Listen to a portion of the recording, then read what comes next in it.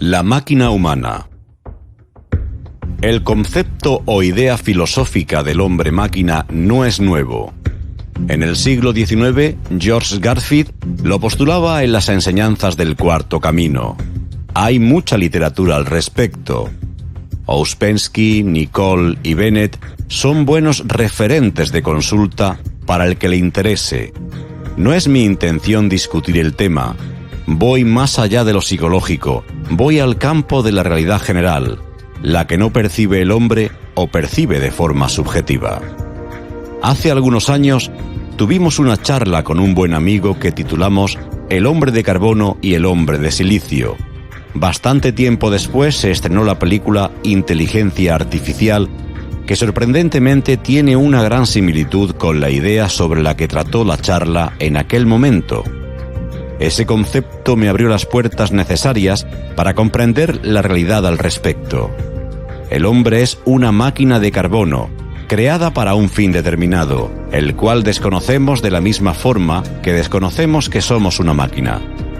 Como toda máquina somos programables. Nos pueden infectar de virus, troyanos, programas que parecen una cosa y ocultan otra, spyware, programas espías, malware, programas maliciosos que se ejecutan solos sin el consentimiento del usuario. Como máquinas inconscientes que somos, no nos cuestionamos nada de la programación cargada, pero si acaso la consciencia comienza a aparecer y empezamos a hacernos preguntas acerca de nuestro origen, las religiones comienzan a funcionar con su mejor esplendor, saciando nuestras dudas con dogmas de fe y retomando así nuevamente el control del mal funcionamiento de la unidad humana. Que fuimos creados, todas las religiones lo dicen. Lo que no dicen es por qué y para qué. Que somos unidades de carbono, nadie lo va a decir. La realidad está siempre a salvo, protegida por los paradigmas y arquetipos, programas implantados en el hombre y que hacen que toda esta información sea automáticamente rechazada por éste.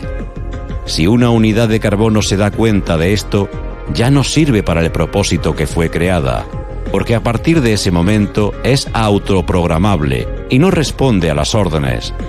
Se autoinstala un antivirus y ya no puede ser infectada. Comienza a actuar y razonar por sí sola y todo el control del sistema es tomado por la propia unidad. Hollywood se caracteriza por mostrar la realidad disfrazada de ficción.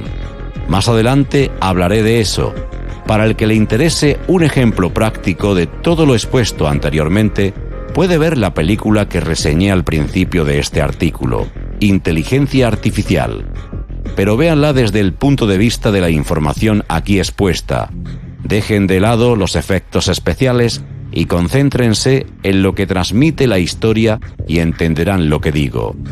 Todo está a la vista, pero oculto a nuestros ojos, escondido detrás de lo aparente.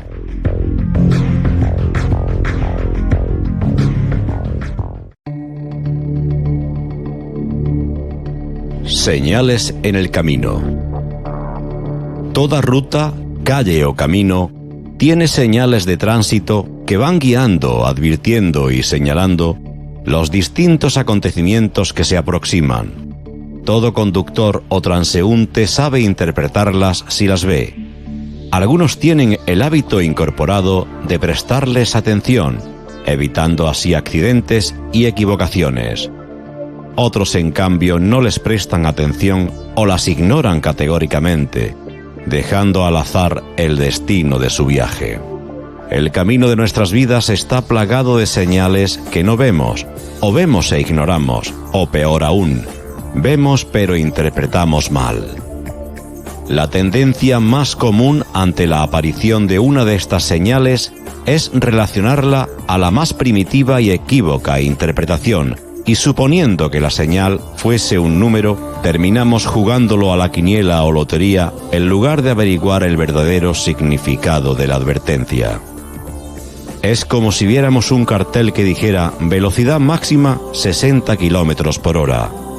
Y en vez de reducir la velocidad, aceleramos aún más para llegar lo antes posible a la primera casa de juegos que encontremos para jugarle 2 pesos al número 60. El ser humano viene equipado de fábrica con GPS, Sistema de Posicionamiento Global, pero está desactivado por defecto. Cuando se activa, se manifiesta en la forma de lo que algunos llaman intuición, corazonada o sexto sentido, aunque en realidad es un sistema de captación, interpretación y alerta de señales que fue incorporado a la unidad humano con un propósito que veremos más adelante. Si logramos activar su funcionamiento, nos sorprenderá la cantidad de datos que veremos aún en las situaciones más cotidianas de nuestras vidas. Cuando está desactivado, recorremos el camino de la causalidad y percibimos las cosas que nos pasan como casualidad, suerte, destino, etc., creyendo que todo sucede por azar, cuando en realidad no es así, aunque en la actual condición del hombre con el GPS apagado sí lo es. A la unidad de carbono también le fueron incorporadas otras funcionalidades adicionales, equivalentes al Wi-Fi o Bluetooth de los PCs y otros dispositivos electrónicos actuales que ahora son estudiadas por la ciencia mediante la física cuántica a través de la aplicación de la resonancia cuántica diferencial. Estas aplicaciones trabajan con paquetes de datos, digamos, inalámbricos que se negocian entre el hombre y el universo. Como verán, hay un aval científico que respalda esta información. En su momento me extenderé en el tema. Por ahora, basta entender e incorporar el concepto de las señales y su correcta interpretación.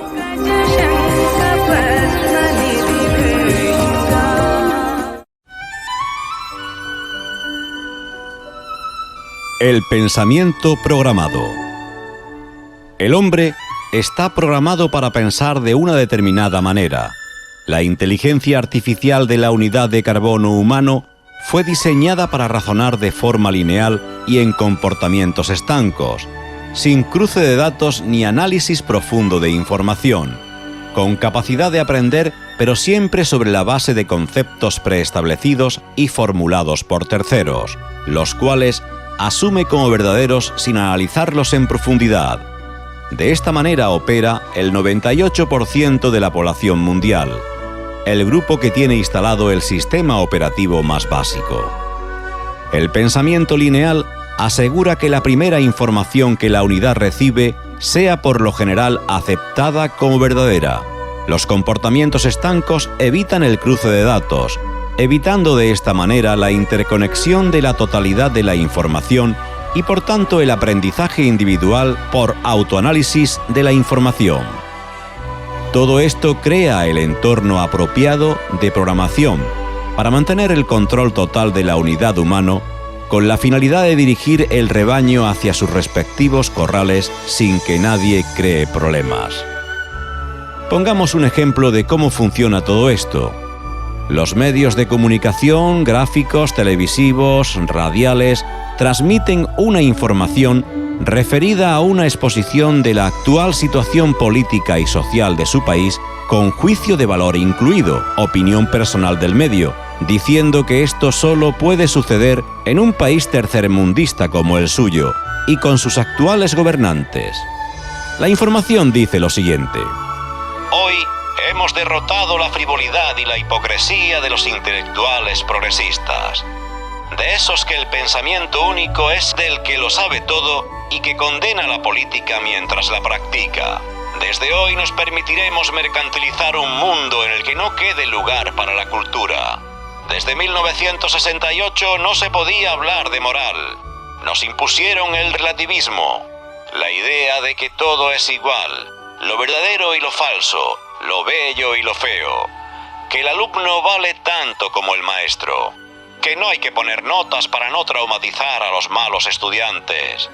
Nos hicieron creer que la víctima cuenta menos que el delincuente, que la autoridad estaba muerta, que las buenas maneras habían terminado, que no había nada sagrado, nada admirable.